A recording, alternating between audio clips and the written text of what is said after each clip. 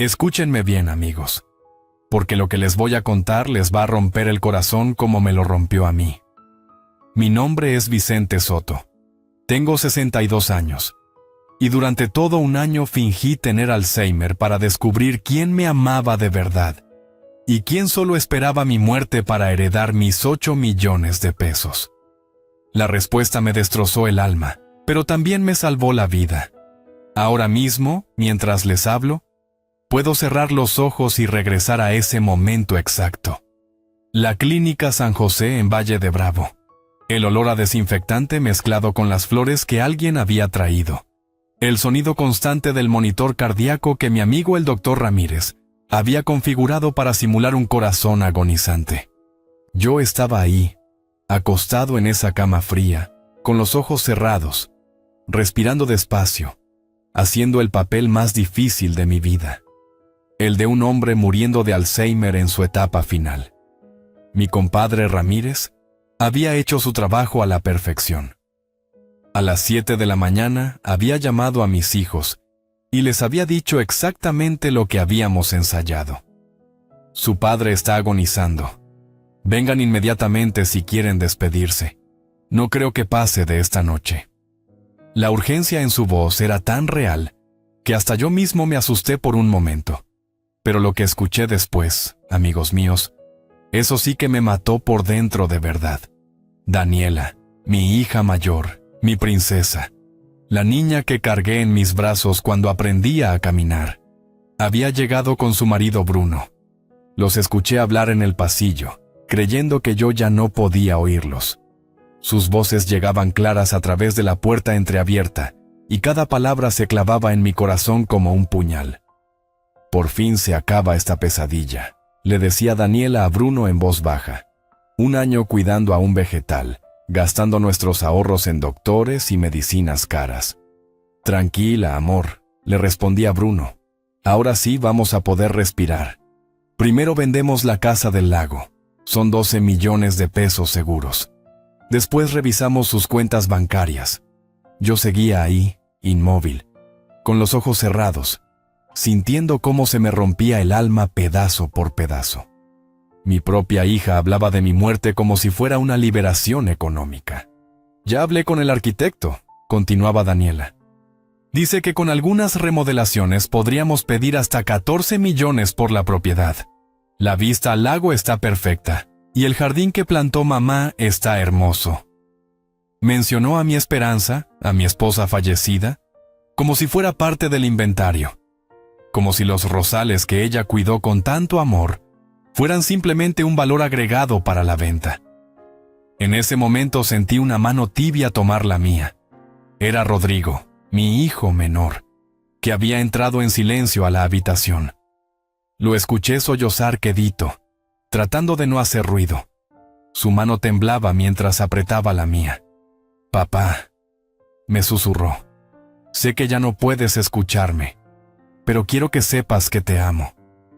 Perdóname por no haber pasado más tiempo contigo estos últimos meses. Perdóname por haber trabajado tanto y no haberme dado cuenta de lo solo que estabas después de que murió mamá. Ay, Dios mío, cómo me costó no abrir los ojos en ese momento, no abrazarlo y decirle que todo estaba bien. Pero tenía que seguir con mi plan. Necesitaba llegar hasta el final».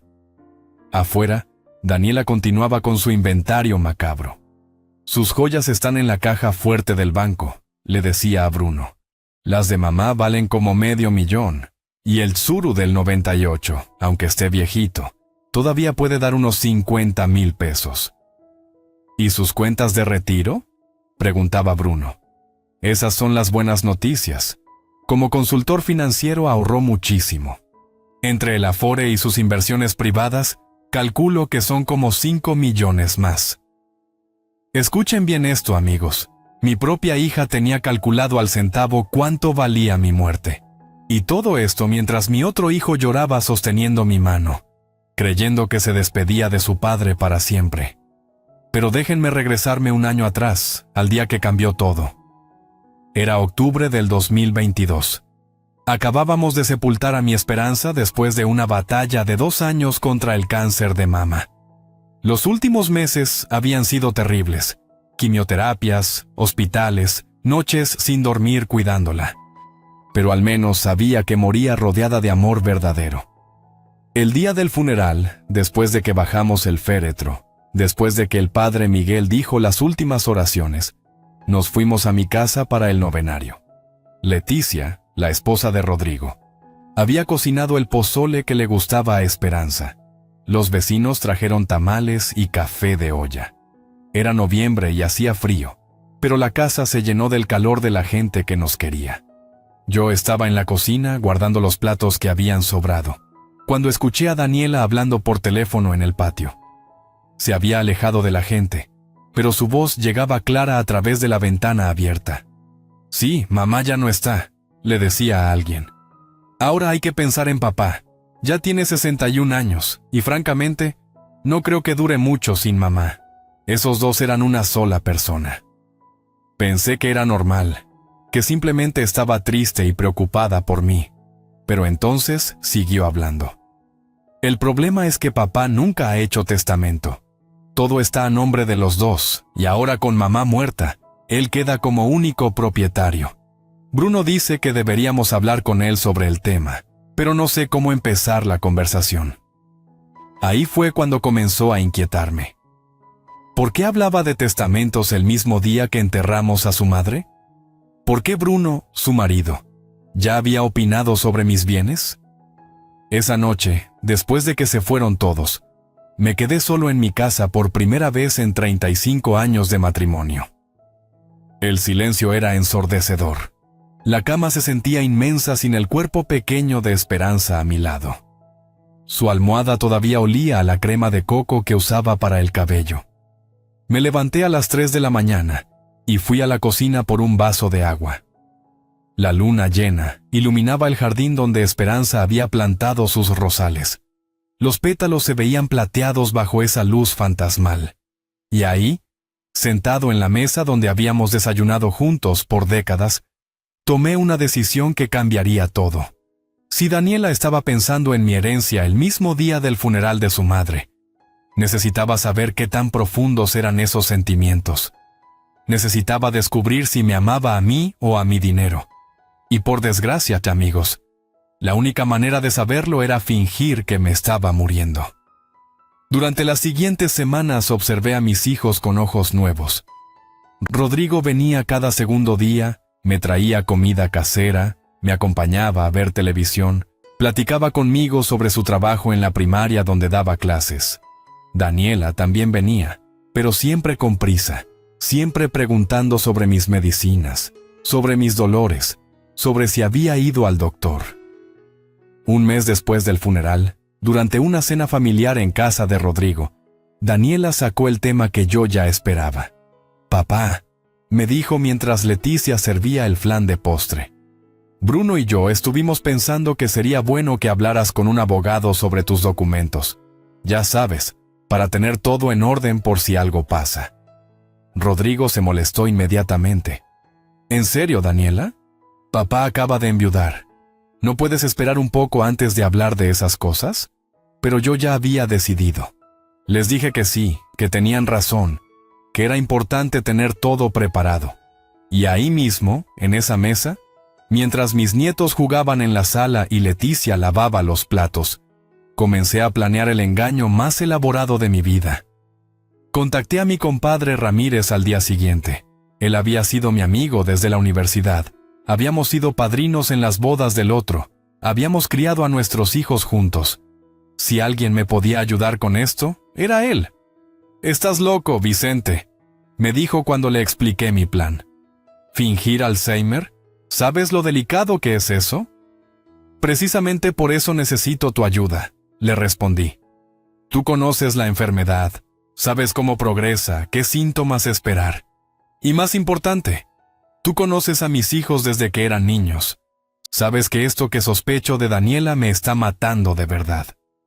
Al final aceptó, pero con una condición. Si en algún momento yo quería parar el experimento, él terminaría todo inmediatamente. También insistió en que Rodrigo nunca supiera la verdad hasta el final, porque era obvio que él me amaba sin condiciones. Y así comenzó todo, amigos. Así comenzó el año más doloroso y revelador de mi vida. Un año en el que descubrí que el amor verdadero existe, pero también que la codicia puede vivir en el corazón de una hija hacia su padre. Un año en el que aprendí que a veces, para conocer la verdad, hay que estar dispuesto a morir un poco por dentro. Pero regresemos a esa habitación de hospital, a ese momento en el que yo yacía fingiendo mi agonía final. Porque lo que pasó después, lo que escuché de boca de mi propia sangre, eso sí que casi me mata de verdad. Déjenme contarles cómo comenzó mi actuación más dolorosa, amigos. Fue en febrero del 2023, exactamente 3 meses después de que sepultamos a mi esperanza. Yo ya había observado suficiente. Ya había visto cómo Daniela me miraba cuando creía que no me daba cuenta, como si fuera calculando cuánto tiempo me quedaba de vida. El primer síntoma que fingí fue algo sencillo: olvidar el nombre de doña Carmen, mi vecina de 30 años. Estábamos platicando en el jardín, como todas las mañanas, cuando de repente me quedé callado y le pregunté: «Disculpe, señora, ¿cómo me dijo que se llamaba?». La pobre mujer se quedó helada. «Soy Carmen, don Vicente. Carmen Ruiz, su vecina de siempre». Esa misma tarde, cuando Rodrigo vino a visitarme como era su costumbre, le comenté el incidente. Mi hijo menor se preocupó inmediatamente. «Papá, tal vez deberías ir al doctor. A veces el estrés de la pérdida de mamá puede afectar la memoria». Su voz tenía esa ternura genuina que siempre me había consolado. Pero 2 días después, cuando olvidé dónde había puesto las llaves del carro y pasé 1 hora buscándolas por toda la casa, fue cuando realmente comenzó todo. Rodrigo llegó justo cuando yo estaba revolviendo los cajones de la cocina, fingiendo desesperación. «Papá, ¿qué pasa? ¿Qué buscas?», me preguntó, ayudándome inmediatamente. «Las llaves, mijo. No sé dónde las puse. Tengo que ir al banco antes de que cierren», le dije, tratando de sonar confundido pero no alarmante. «Las encontramos en el refrigerador. Yo mismo las había puesto ahí esa mañana, pero actué como si fuera la cosa más extraña del mundo». «¿Cómo llegaron aquí? Yo nunca... no recuerdo haberlas puesto aquí». Rodrigo me abrazó y me dijo algo que todavía me parte el corazón. «No te preocupes, papá. Estas cosas pasan. Desde que murió mamá has estado muy estresado. Ven, vamos al banco juntos». Esa noche llamé al doctor Ramírez. «Compadre, ya empecé. Necesito que me ayudes con los exámenes médicos». Mi amigo suspiró profundamente por el teléfono. Sabía que no estaba completamente convencido de mi plan, pero también conocía mi dolor. «Vicente, todavía puedes parar esto. Habla con tus hijos directamente». «Ya es muy tarde para eso», le respondí. «Necesito saber la verdad. Necesito saber si Daniela me ama o solo ama mi dinero». La primera cita médica fue 1 semana después. Ramírez interpretó su papel perfectamente.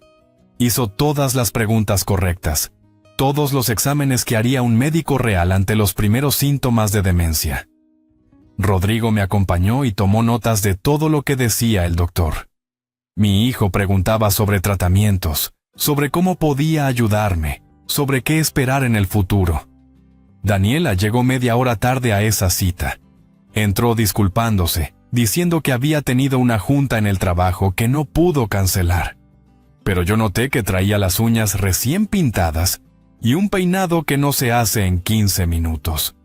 Había ido al salón de belleza antes de venir a escuchar el diagnóstico de su padre. Cuando Ramírez explicó que tendríamos que hacer más estudios, que la demencia senil era una posibilidad real, la reacción de mis 2 hijos fue completamente diferente. Rodrigo se puso pálido y comenzó a temblar. «Doctor, ¿qué podemos hacer? ¿Hay medicinas, terapias, algo que detenga esto?». Daniela, en cambio, hizo preguntas más prácticas. «¿Cuánto tiempo tenemos? ¿En qué etapa está? ¿Va a necesitar cuidados especiales?». Eran preguntas lógicas, sí, pero el tono era diferente. Era el tono de alguien haciendo un plan, no el de alguien devastado por una noticia terrible. Después de esa consulta, Rodrigo me llevó a su casa para cenar. Leticia había hecho chiles rellenos, mis favoritos. Los niños me abrazaron como siempre, pero noté que Rodrigo les había explicado algo porque me hablaban más despacio, más claro. Abuelo, me dijo mi nieta Sofía, que tenía 8 años. ¿Es cierto que a veces olvidas cosas? Sí, mi amor, le respondí. A veces el abuelo se confunde un poquito. No importa, me dijo abrazándome fuerte. Yo te voy a ayudar a recordar. Te voy a contar cuentos todos los días para que no te olvides de nosotros. Esa noche, mientras cenábamos, Rodrigo me hizo una propuesta que me rompió el corazón de pura bondad. Papá, he estado pensando. ¿Por qué no te vienes a vivir con nosotros? Podemos acondicionar el cuarto de huéspedes, ponerle un baño privado. Leticia está de acuerdo, ¿verdad, amor? Su esposa asintió inmediatamente. Por supuesto, don Vicente. Usted es parte de nuestra familia, y así podemos cuidarlo mejor. Les dije que lo pensaría, que era muy generoso de su parte, pero que todavía me sentía bien viviendo solo. En realidad, necesitaba seguir en mi casa para continuar con la actuación sin que me descubrieran. Daniela reaccionó muy diferente cuando se enteró de la propuesta de su hermano. Me llamó esa misma noche, molesta. «Papá, Rodrigo me contó que quiere que te vayas a vivir con él. Pero yo creo que deberías considerar otras opciones». «¿Qué tipo de opciones, mija?» «Bueno, hay lugares especializados en el cuidado de personas con tu condición. Lugares donde hay enfermeras las 24 horas, doctores, especialistas. Bruno conoce uno que está muy bien. Apenas una semana después del primer diagnóstico, y mi hija ya estaba investigando asilos. ¿Ya fuiste a ver ese lugar?», le pregunté. «Sí, papá. Se llama Residencias del Atardecer. Es muy bonito. Tienen jardines, actividades para los huéspedes. Y no está tan caro como otros lugares similares. No está tan caro». Esas palabras se me clavaron como espinas. Mi hija estaba buscando opciones económicas para deshacerse de su padre enfermo. Fue entonces cuando decidí acelerar mi plan. Comencé a olvidar cosas más importantes. Un día llamé a Daniela 3 veces seguidas, preguntando la misma cosa. Otra vez me perdí en el supermercado donde había comprado durante 20 años, y tuvieron que llamar a Rodrigo para que fuera por mí. Mi hijo menor dejó todo y corrió a buscarme. Llegó sudando y preocupadísimo. «Papá, ¿estás bien? ¿Qué pasó?». Me abrazó como si hubiera estado perdido en la montaña por días, cuando en realidad solo había estado esperándolo en la cafetería del supermercado. Daniela, cuando se enteró del incidente, me dijo: «Papá, esto confirma lo que te he estado diciendo. Ya no puedes estar solo. Es peligroso para ti y es un estrés constante para Rodrigo y para mí». Pero no era un estrés para ella, y yo lo sabía. Era una oportunidad. Comencé a llevar un diario de todas sus reacciones. Lo escondía en la vieja caja de puros habanos que Esperanza guardaba en su closet, entre sus vestidos que aún olían a su perfume de gardenias. Cada noche escribía lo que había pasado durante el día, cómo había reaccionado cada hijo, qué habían dicho, cómo me habían tratado. Marzo 15. Rodrigo vino con medicinas nuevas que recetó el doctor Ramírez. Se quedó toda la tarde conmigo. Me enseñó a usar un pastillero. Daniela llamó pero no vino. Dijo que tenía mucho trabajo. Marzo 22. Fingí no recordar cómo prender la televisión. Rodrigo llegó en media hora y se quedó hasta muy tarde enseñándome otra vez todos los botones del control. Daniela me dijo que compráramos una más sencilla, que gastáramos en una de esas especiales para personas mayores. Abril 5. Gran actuación hoy. Olvidé cómo se llamaba Bruno. Daniela se molestó mucho, dijo que era vergonzoso. Bruno se rió y me dijo que no me preocupara, que pronto ni recordaría quién era yo mismo. Esa última anotación todavía me duele al recordarla. El esposo de mi hija riéndose de mi supuesta enfermedad, haciendo bromas crueles sobre mi futuro. Pero lo peor vino después. una tarde de abril. Fingí un episodio más severo. Llamé a Rodrigo, llorando, diciendo que no sabía dónde estaba, que la casa se veía diferente, que tenía miedo. Mi hijo llegó corriendo desde su trabajo, dejó sus clases a medias. Me encontró sentado en la sala, temblando de mentira pero con lágrimas muy reales en los ojos. Papá, estás en tu casa. Esta es tu sala. Ese es el sillón donde siempre ves las noticias. Mira, ahí está la foto de mamá en la mesa. ¿Esperanza?, pregunté, fingiendo confusión. ¿Dónde está Esperanza? Quiero ver a mi esposa. Rodrigo comenzó a llorar. Se sentó a mi lado y me abrazó fuerte. Papá, mamá murió hace 6 meses. ¿No recuerdas? Estaba enferma de cáncer. Actué como si fuera la primera vez que escuchaba esa noticia, como si el dolor me estuviera destrozando de nuevo. Y en cierto modo, así era, porque ver a mi hijo sufrir por mi mentira me estaba matando de verdad. Esa noche Rodrigo se quedó a dormir conmigo. No quiso dejarme solo después de ese episodio. Lo escuché llorando en el cuarto de huéspedes, hablando por teléfono con Leticia. Está empeorando muy rápido, amor. Hoy ni siquiera recordaba que mamá había muerto. No puedo dejarlo solo nunca más. Al día siguiente, Daniela apareció en mi casa con Bruno y con una señora que no conocía. Era una trabajadora social especializada en asilos para ancianos. Papá, me dijo Daniela con esa voz falsa que usas cuando hablas con niños chiquitos. Ella es la señora García. Vino a platicar contigo sobre algunas opciones para tu cuidado. La mujer comenzó a explicarme sobre las residencias del atardecer, sobre las actividades, sobre la supervisión médica constante. Todo sonaba muy bonito en sus palabras, pero yo sabía la verdad. Querían internarme en el lugar más barato posible. ¿Y cuánto cuesta?, pregunté, aunque ya sabía la respuesta. Es muy accesible, respondió Bruno rápidamente. Solo 15,000 pesos al mes. Es una ganga comparado con otros lugares.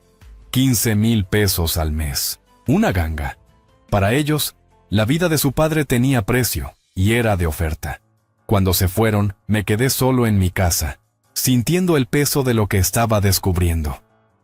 Mi propia hija, la niña que había cargado en mis brazos cuando tenía pesadillas, la que había corrido hacia mí gritando «¡Papito!» cada vez que llegaba del trabajo. Esa misma niña ahora calculaba cuánto le costaría mantenerme vivo. Esa noche, mientras escribía en mi diario secreto, recordé algo que me destrozó el corazón. Daniela tenía 6 años y había enfermado de neumonía. Esperanza y yo nos turnamos para cuidarla día y noche durante 2 semanas. Yo falté al trabajo, gasté mis ahorros en doctores privados, en medicinas caras, en todo lo que fuera necesario para que se aliviara. Una noche, mientras le cambiaba las compresas frías en la frente, mi niña me tomó la mano con sus manitas calientes de fiebre y me susurró: «Gracias por cuidarme, papito. Cuando seas viejito, yo te voy a cuidar igual». ¿Dónde había quedado esa promesa? ¿Dónde estaba esa niña que me amaba más que a nada en el mundo? Pero el experimento tenía que continuar. Necesitaba llegar hasta el final, sin importar cuánto me doliera, porque la verdad, aunque duele, siempre es mejor que vivir en la mentira.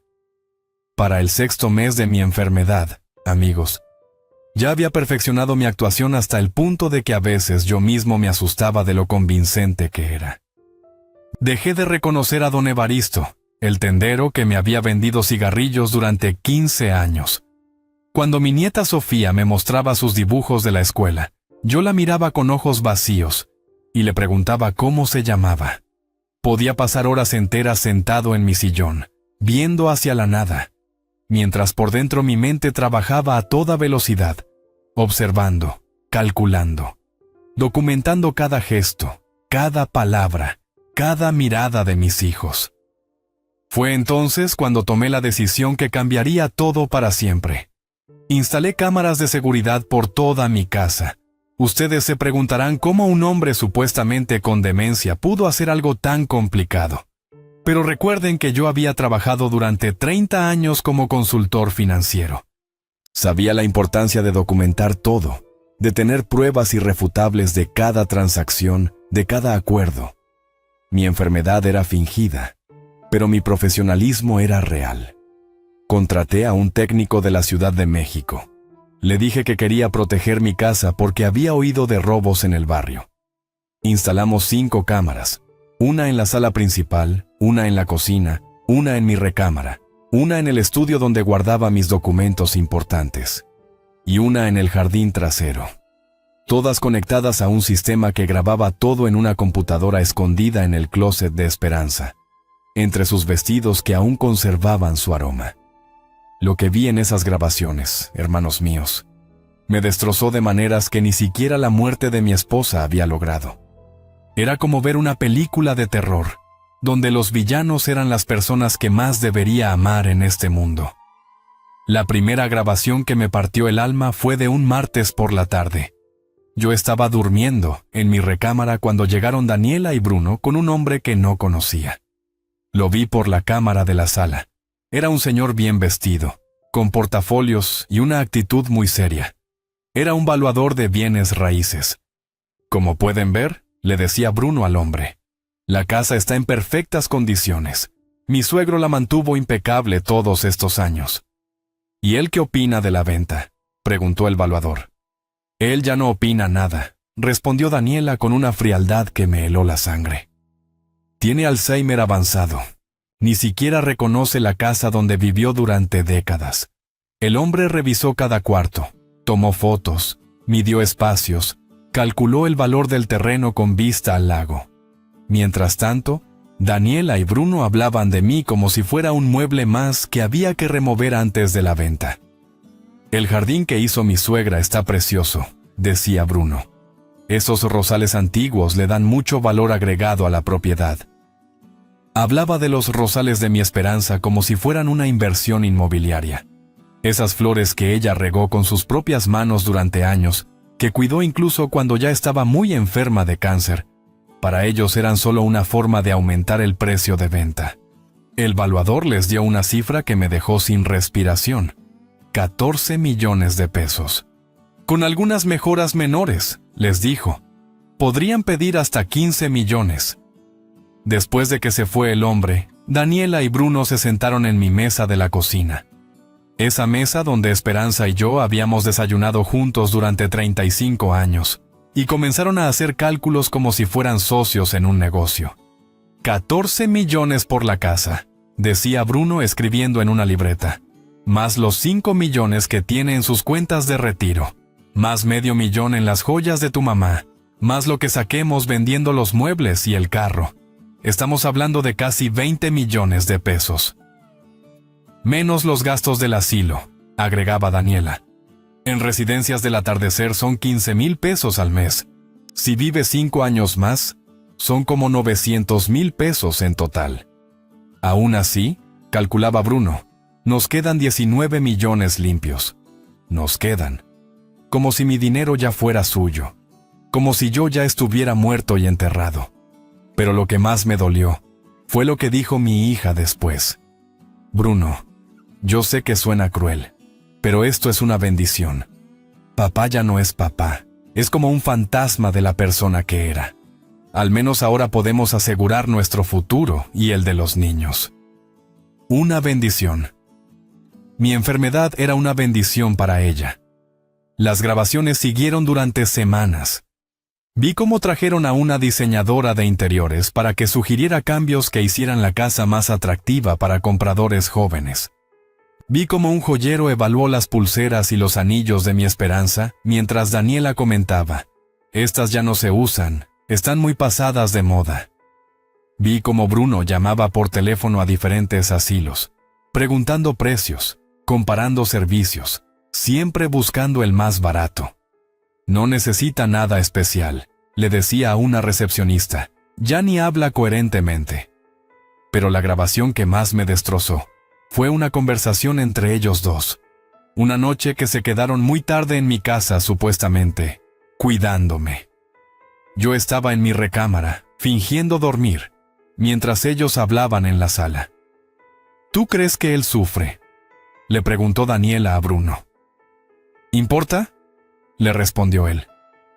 Daniela, tu papá ya vivió su vida, ya tuvo su matrimonio feliz, ya crió a sus hijos, ya disfrutó de sus nietos. Ahora es nuestro turno de vivir, es nuestro turno de tener la casa bonita, de viajar, de darles una buena educación a nuestros hijos.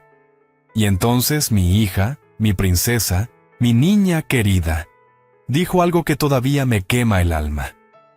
Tienes razón. Papá ya no está realmente aquí.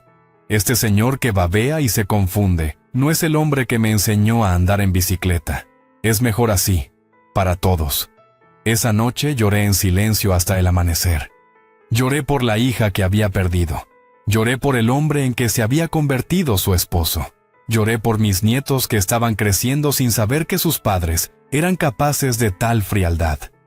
Pero si las grabaciones de Daniela y Bruno me rompían el corazón, las de Rodrigo me lo curaban un poquito cada día. Mi hijo menor transformó completamente su casa para recibirme. Vi las grabaciones de las cámaras de seguridad de su casa. Sí, también instalé una ahí, con su permiso, diciéndole que era para mi seguridad cuando lo visitara. Rodrigo convirtió su cuarto de huéspedes en una recámara especial para mí. Compró una cama de hospital que se podía ajustar. Instaló barandales en el baño. Puso tapetes antiderrapantes en toda la casa. Gastó sus propios ahorros en contratar a una enfermera de medio tiempo para que me cuidara cuando él estuviera en la escuela dando clases. No me importa el dinero, le dijo a Leticia una noche mientras revisaban sus gastos. Es mi papá. Él trabajó toda su vida para darnos lo mejor. Ahora me toca a mí cuidarlo. Su esposa Leticia se convirtió en mi ángel guardián.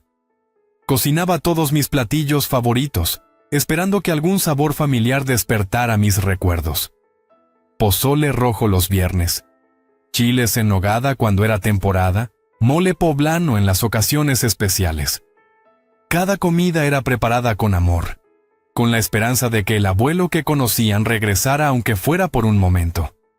Los niños, ay, mis nietitos, ellos fueron lo más difícil de engañar. Sofía, de 8 años, me dibujaba paisajes del lago para que yo recordara mi casa. Pablo, de 6, me cantaba las canciones que yo solía cantarle cuando era bebé, y yo tenía que quedarme ahí, con cara de confusión, pretendiendo que no entendía nada, mientras por dentro se me desgarraba el alma de amor y culpa. Una tarde, mientras fingía no reconocer un dibujo que Sofía me había hecho, mi nieta se acercó a su papá y le susurró algo que la cámara captó perfectamente. Papá, ¿por qué el abuelo no me quiere más? Rodrigo la cargó y le explicó con una paciencia infinita. El abuelo sí te quiere, mi amor. Su enfermedad hace que se olvide de cosas, pero el amor está aquí. Y le tocó el pecho, en su corazón. Aunque no lo demuestre, él te ama igual que siempre. Esa explicación me costó 3 noches de insomnio. Ver cómo mi mentira lastimaba a esos niños inocentes era casi insoportable. Pero ya estaba demasiado metido en el plan como para detenerme. El momento más doloroso de todos llegó en octubre, el día del cumpleaños de mi esperanza. Habría cumplido 61 años si el cáncer no se la hubiera llevado. Rodrigo apareció en mi casa muy temprano, con un ramo de rosas rojas, las favoritas de su mamá, y una fotografía enmarcada de nuestra boda.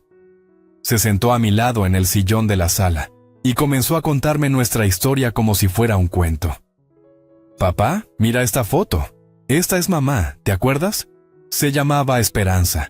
Eran muy jóvenes cuando se casaron. Ella tenía 23 años y tú 25.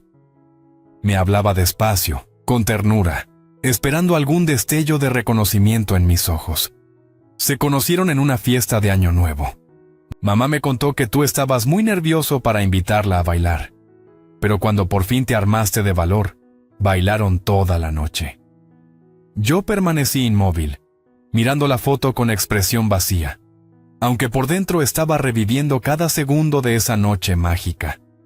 El vestido azul de Esperanza, sus ojos brillando bajo las luces del salón, el olor a gardenias en su cabello. Fueron novios durante 2 años. continuó Rodrigo.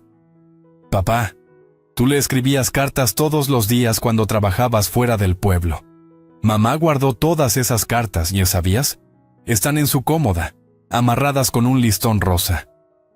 Conocía perfectamente esas cartas. Había derramado mi alma en cada una, prometiéndole un futuro juntos, contándole mis sueños de tener una familia, de construir una vida hermosa a su lado.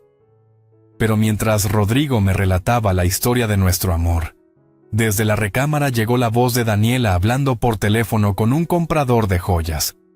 Sí, son piezas de los años 80, decía mi hija. Cadenas de oro, algunos anillos con piedras, unos aretes de perlas. Mi mamá ya murió y mi papá está enfermo. Ya no las va a usar nadie. Estaba vendiendo los recuerdos de mi esposa mientras su hermano me contaba la historia de nuestro amor. Estaba convirtiendo en dinero los símbolos de nuestros años felices, mientras yo fingía no recordar que había estado casado. «¿Papá?», me dijo Rodrigo tomando mi mano. «Sé que ya no te acuerdas de mamá, pero quiero que sepas que ella te amó hasta el último día de su vida. Antes de morir me pidió que te cuidara, que nunca te dejara solo». En ese momento recordé perfectamente las últimas palabras de mi esperanza, 3 días antes de que se fuera para siempre. Estaba muy débil, casi no podía hablar, pero me tomó la mano con la poca fuerza que le quedaba, y me susurró: «Cuida a nuestros hijos, Vicente, pero no olvides cuidarte a ti mismo». En ese momento no entendí completamente lo que me quería decir.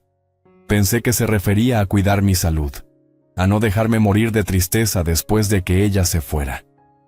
Pero ahora, escuchando a Daniela vender las joyas de su mamá en la habitación de al lado, mientras Rodrigo me contaba nuestra historia de amor, por fin comprendí. Esperanza sabía algo que yo no quería ver. Conocía el corazón de nuestros hijos mejor que yo. Me estaba advirtiendo, me estaba preparando para lo que vendría después de su muerte. Me estaba diciendo que me cuidara de quienes podrían lastimar mi alma cuando ya no estuviera ella para protegerme. Esa noche, después de que Rodrigo se fue y Daniela terminó su llamada con el comprador de joyas, me quedé solo en mi casa con el peso de la verdad aplastándome el pecho.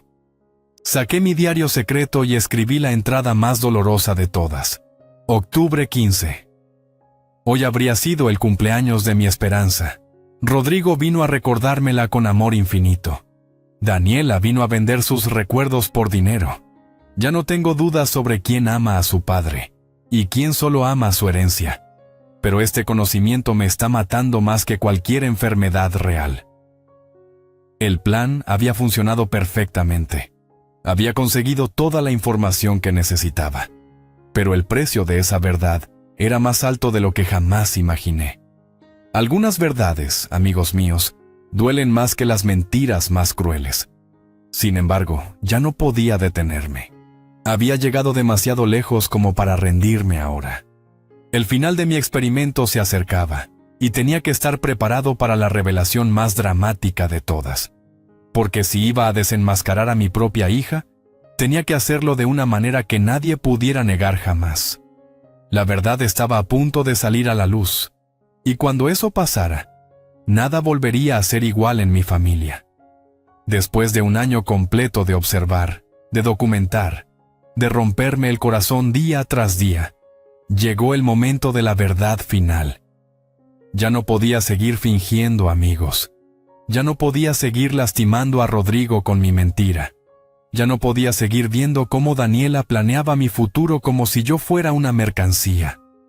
Era hora de terminar este experimento de la manera más dramática posible. Llamé a mi compadre Ramírez y le dije: «Es hora, doctor. Necesito morir oficialmente». Mi amigo suspiró profundamente por el teléfono. Sabía que este momento llegaría, pero aún así le costaba trabajo aceptar lo que íbamos a hacer. «Vicente, ¿estás completamente seguro? Una vez que hagamos esto, no hay vuelta atrás. Vas a lastimar a mucha gente, especialmente a Rodrigo». «Rodrigo se va a recuperar cuando sepa la verdad», le respondí.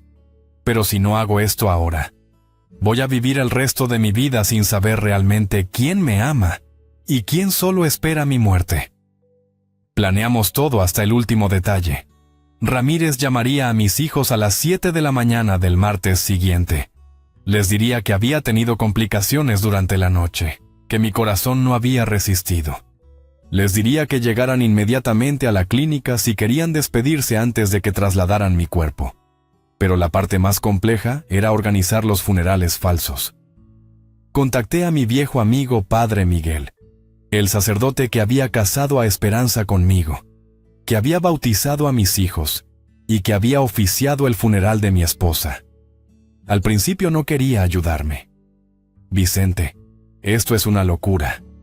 ¿Qué vas a conseguir con tanto dolor? Padre, usted conoce a mi familia desde que Daniela y Rodrigo eran niños. Usted vio cómo se portaron en el funeral de Esperanza. Ayúdeme a descubrir la verdad. Al final aceptó, pero solo porque también él había notado el comportamiento extraño de Daniela durante los últimos meses. Está bien, Vicente, pero esto será lo último que haga por ti, y espero que valga la pena todo este sufrimiento. Reservamos el salón principal de la funeraria Jardines Eternos para un martes por la mañana. Le expliqué al director, don Aurelio, que necesitaba hacer una prueba de los servicios funerarios para mis propios funerales futuros. Era una explicación extraña, pero con suficiente dinero. Don Aurelio aceptó sin hacer muchas preguntas. El ataúd fue la parte más difícil de conseguir.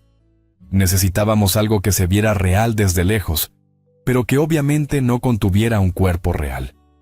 Ramírez consiguió un maniquí médico de su clínica, de esos que usan para enseñar anatomía. Le pusimos mi ropa favorita, la camisa blanca que Esperanza me había regalado en nuestro último aniversario, y lo cubrimos con una sábana hasta el cuello. La mañana del martes, Ramírez hizo sus llamadas como habíamos planeado. Primero llamó a Daniela. Señora Soto, siento mucho informarle que su padre falleció esta madrugada. Tuvimos complicaciones inesperadas y su corazón no resistió. Si quiere venir a despedirse antes del traslado. Después llamó a Rodrigo. Escuché esa llamada desde el teléfono de la clínica, y el grito de dolor de mi hijo menor todavía me persigue en las noches. ¿Cómo que murió? Ayer estaba bien, doctor. Yo hablé con él ayer en la tarde. Lo siento mucho, Rodrigo. Estas cosas pasan muy rápido en pacientes con demencia avanzada. El cuerpo simplemente se rinde.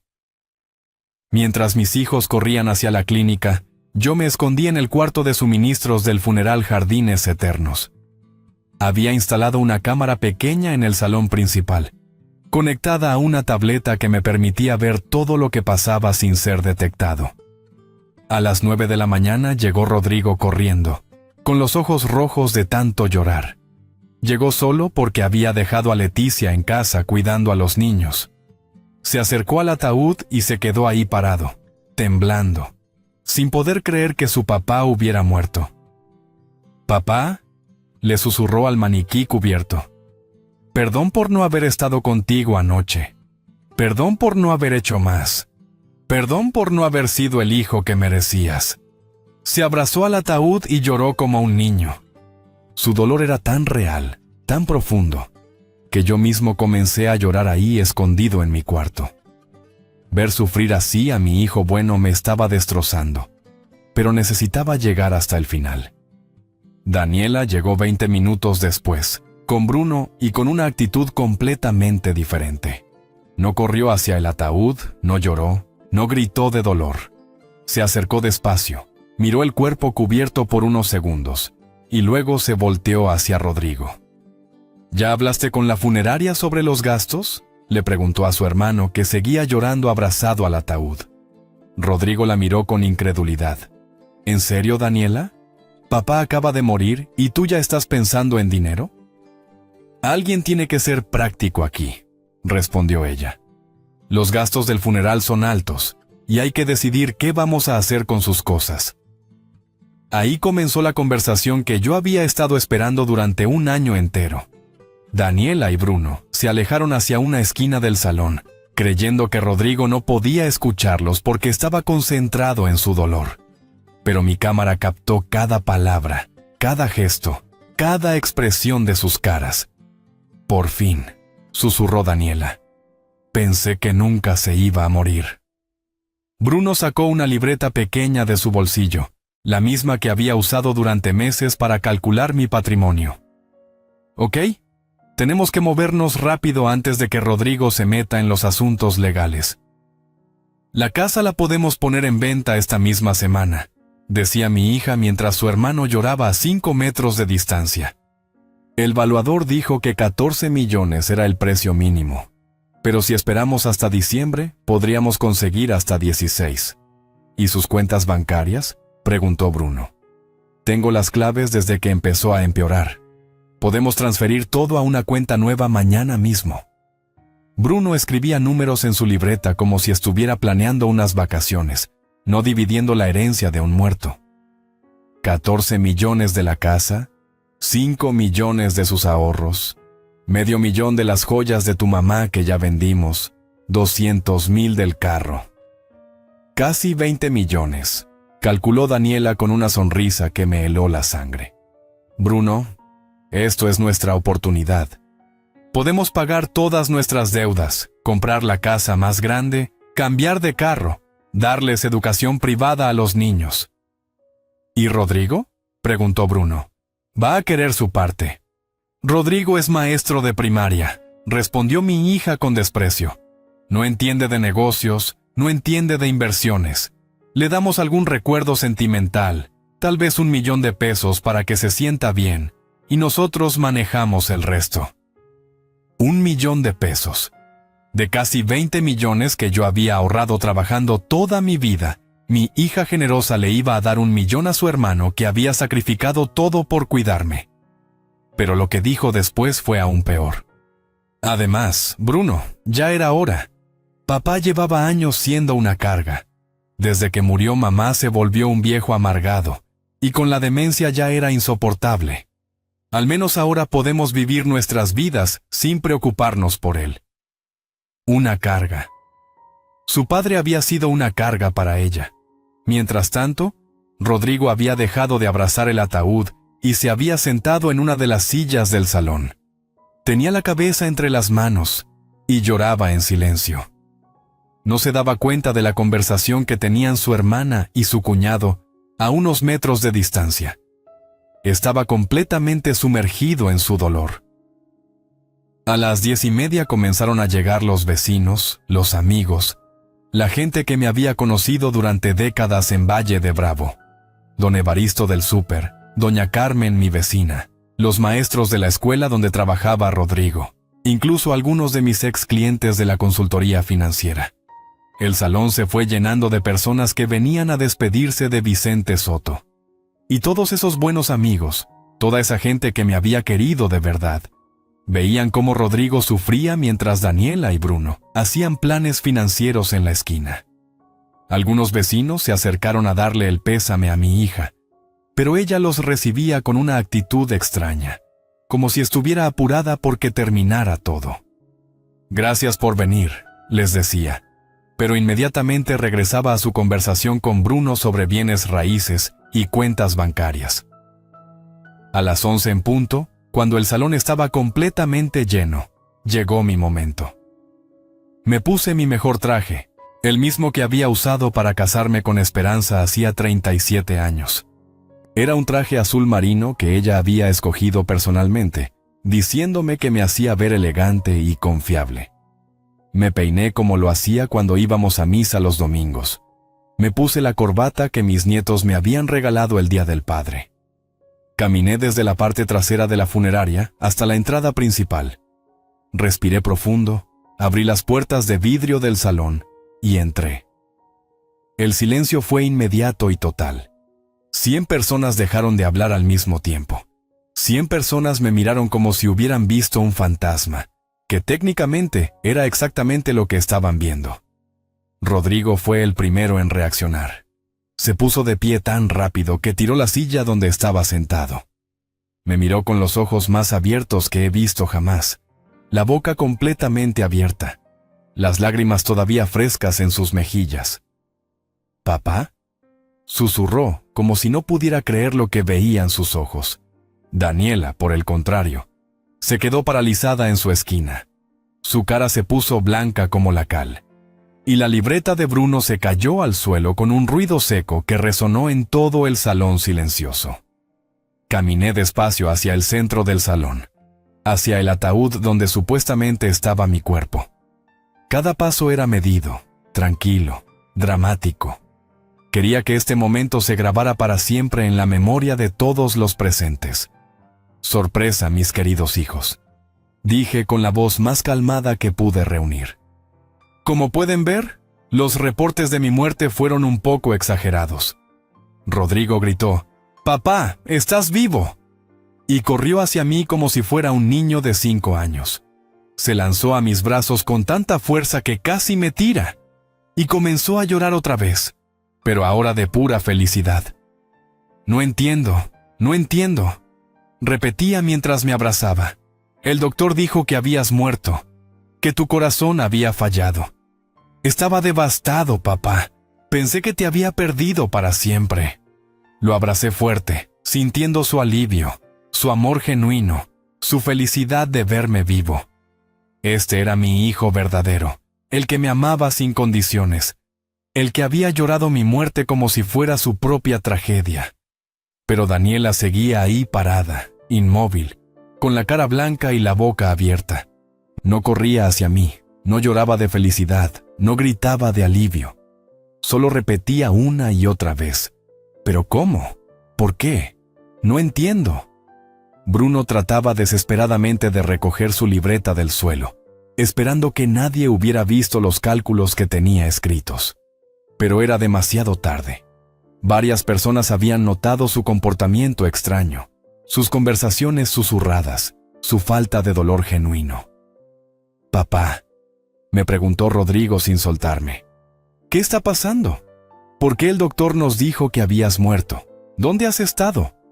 Lo miré a los ojos y le dije la verdad que había estado guardando durante un año. «Mijo, nunca tuve Alzheimer. Todo fue una actuación para descubrir quién me amaba de verdad y quién solo esperaba mi muerte para heredar mi dinero». El salón completo estalló en murmullos de sorpresa, de confusión, de incredulidad. Los vecinos comenzaron a entender lo que había pasado, a conectar las piezas del rompecabezas. Daniela finalmente encontró su voz. «Papá, ¿estás diciendo que has estado fingiendo estar enfermo durante un año entero?»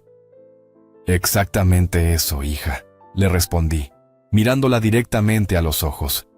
«Y gracias a esa actuación, ahora sé perfectamente quién merece mi amor y quién merece mi herencia».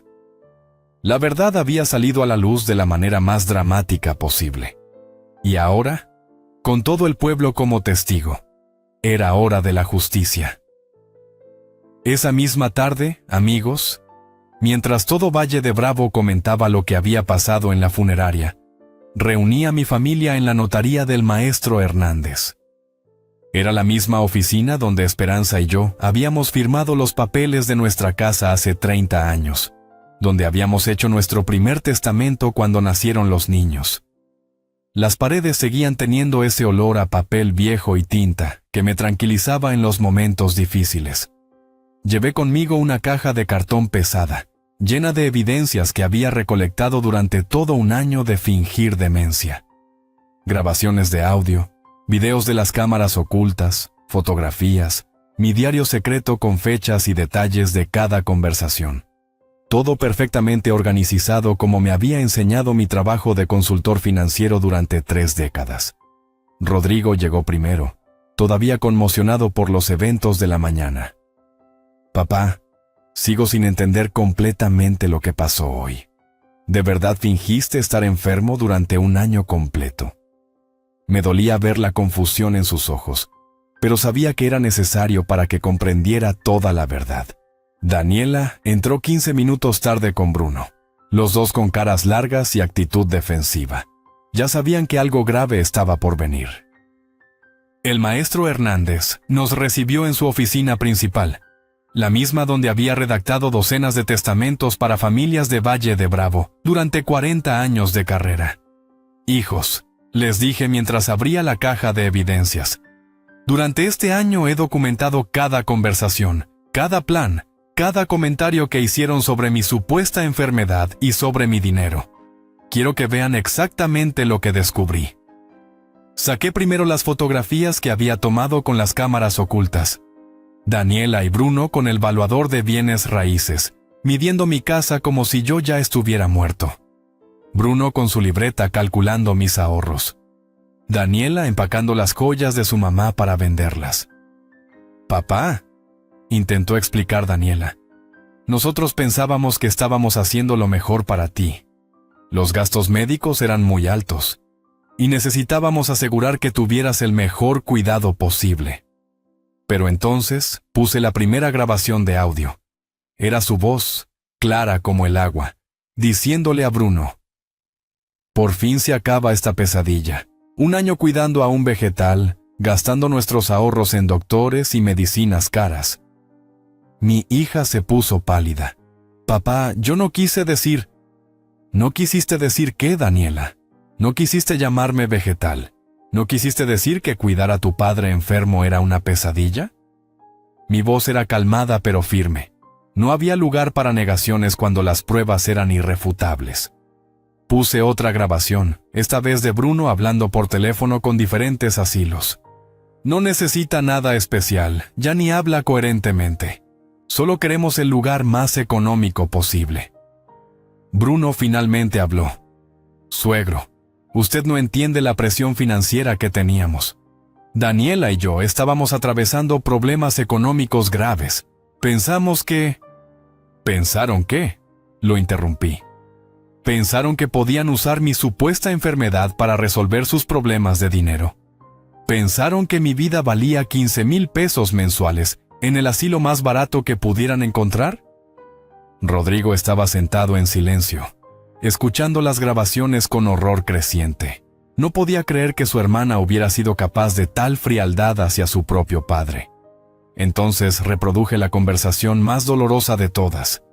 Daniela diciéndole a Bruno en mi propia sala que mi enfermedad era una bendición, porque ahora podían asegurar su futuro. Que yo ya no era realmente su padre, sino un fantasma de la persona que había sido. «Daniela», le dije mirándola directamente a los ojos, «¿recuerdas cuando tenías 6 años y te enfermaste de neumonía? Tu mamá y yo no dormimos durante 2 semanas cuidándote. Gasté todos mis ahorros en doctores privados, en medicinas caras, en todo lo que fuera necesario para que te aliviaras». Mi hija comenzó a llorar, pero ya era demasiado tarde para lágrimas. «Me prometiste esa noche, mientras te cambiaba las compresas frías en la frente, que cuando yo fuera viejito tú me ibas a cuidar igual. ¿Qué pasó con esa promesa, mija?». El maestro Hernández había estado tomando notas durante toda la presentación de evidencias. Era un hombre sabio que había visto muchas familias destruidas por la codicia, pero incluso él parecía impactado por la frialdad de mi hija. «Don Vicente», me dijo, «entiendo que quiere hacer cambios en su testamento. ¿Cuáles son exactamente sus instrucciones?». Me puse de pie y declaré mi decisión con la voz más firme que pude reunir. «Daniela Soto, a partir de este momento dejas de ser mi heredera. Todos mis bienes, la casa, los ahorros, las inversiones, todo lo que he trabajado durante 63 años, pasa completa y únicamente a mi hijo Rodrigo».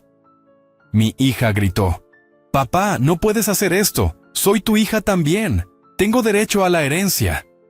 «Tienes derecho únicamente a la cantidad de amor que me mostraste durante mi supuesta agonía», le respondí.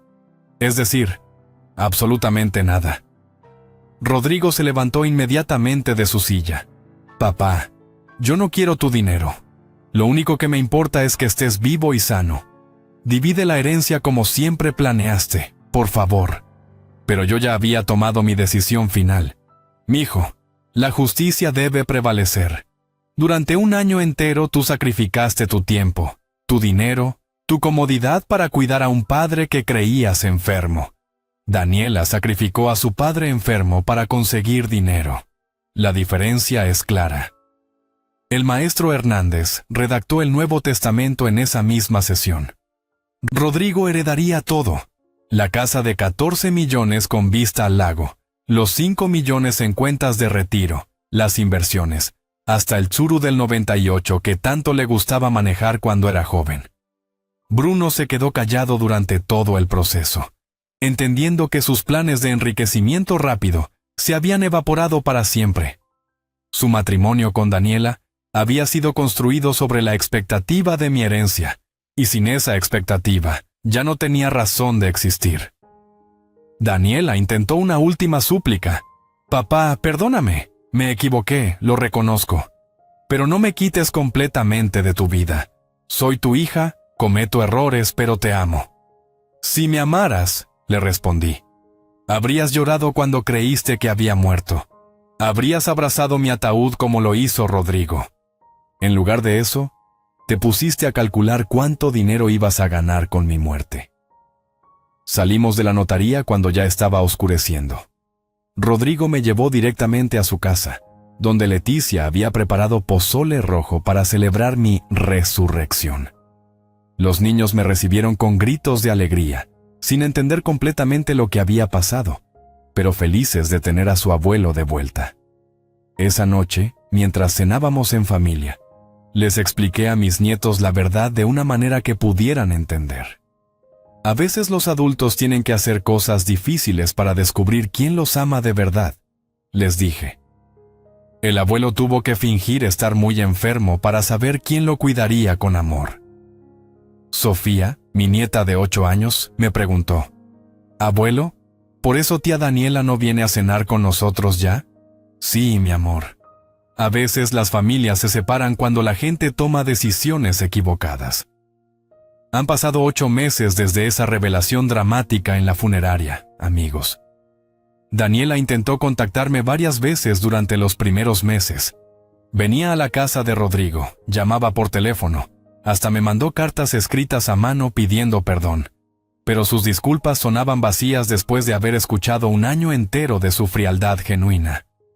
Bruno la abandonó 6 meses después del incidente.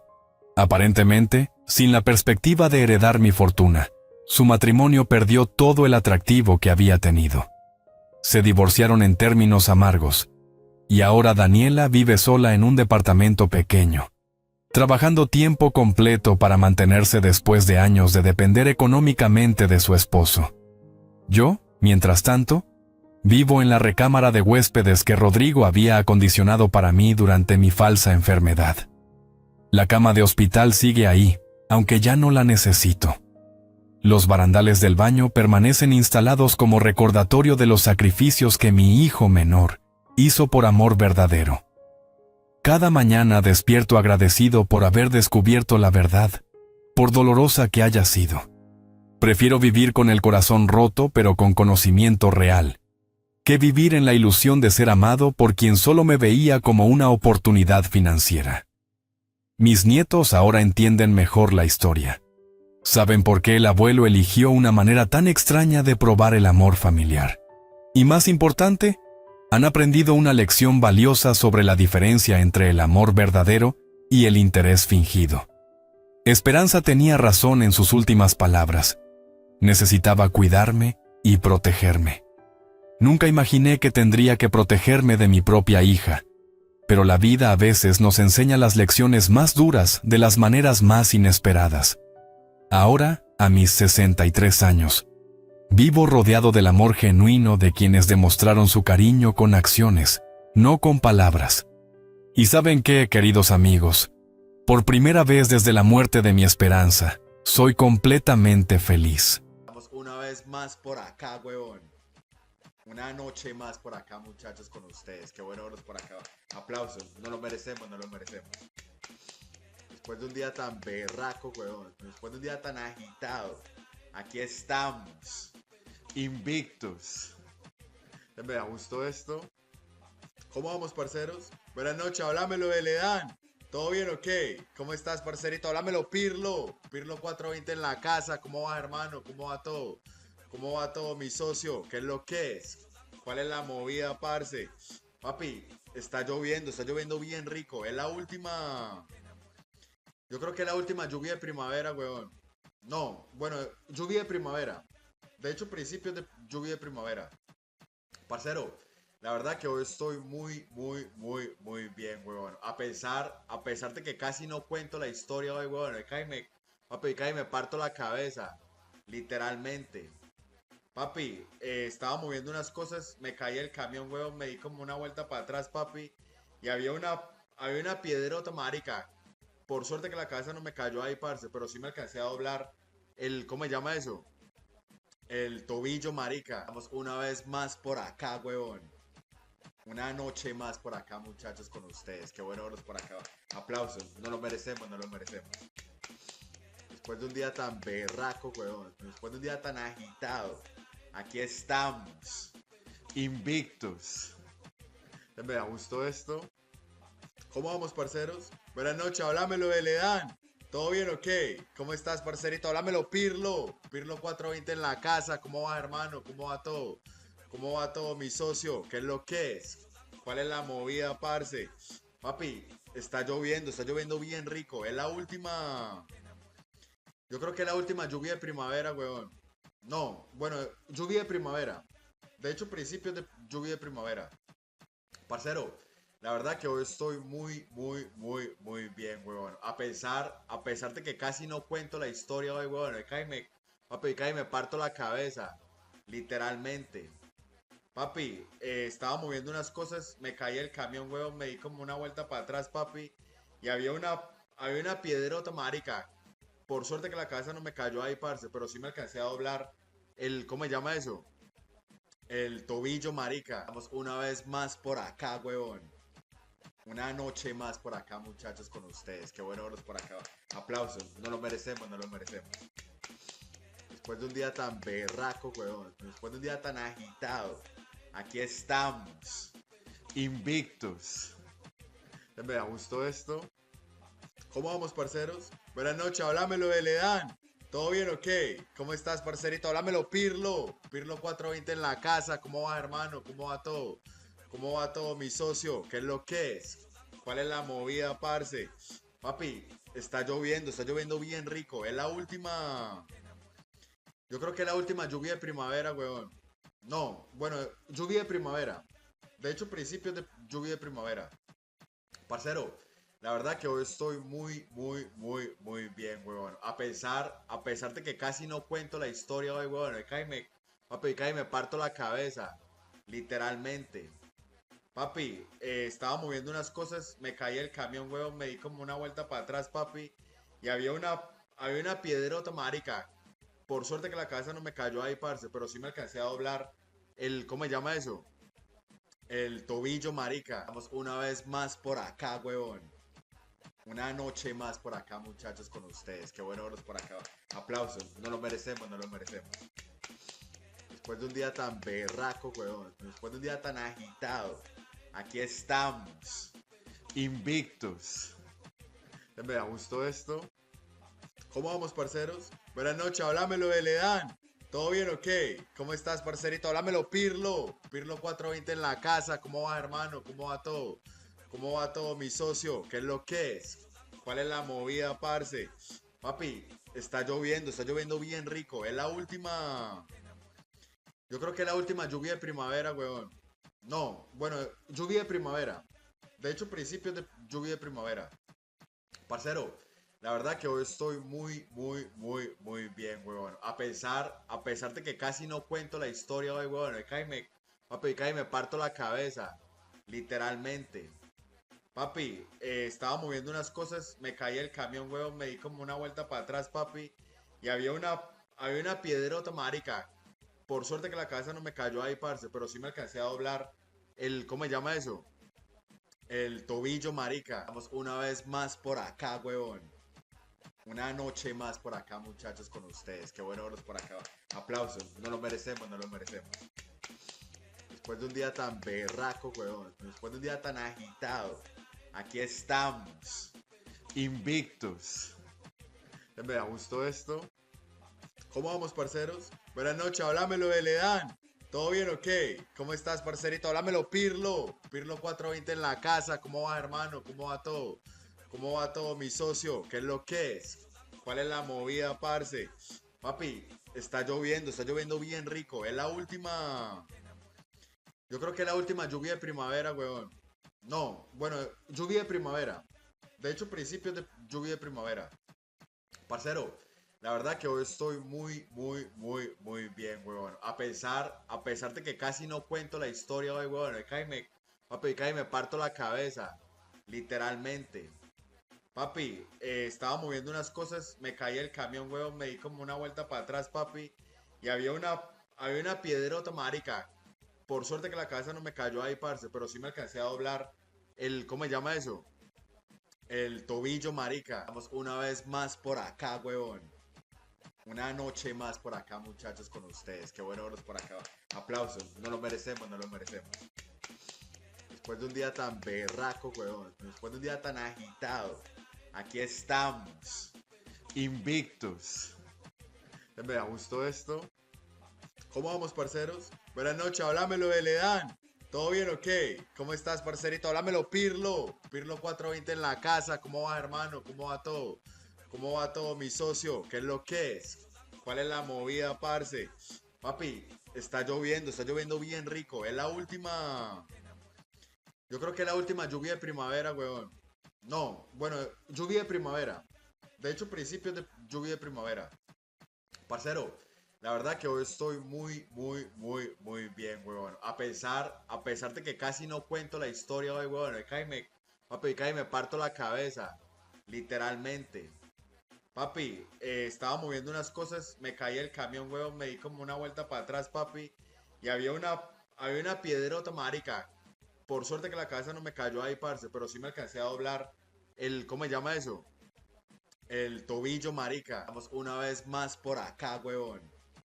Una noche más por acá, muchachos, con ustedes. Qué bueno verlos por acá.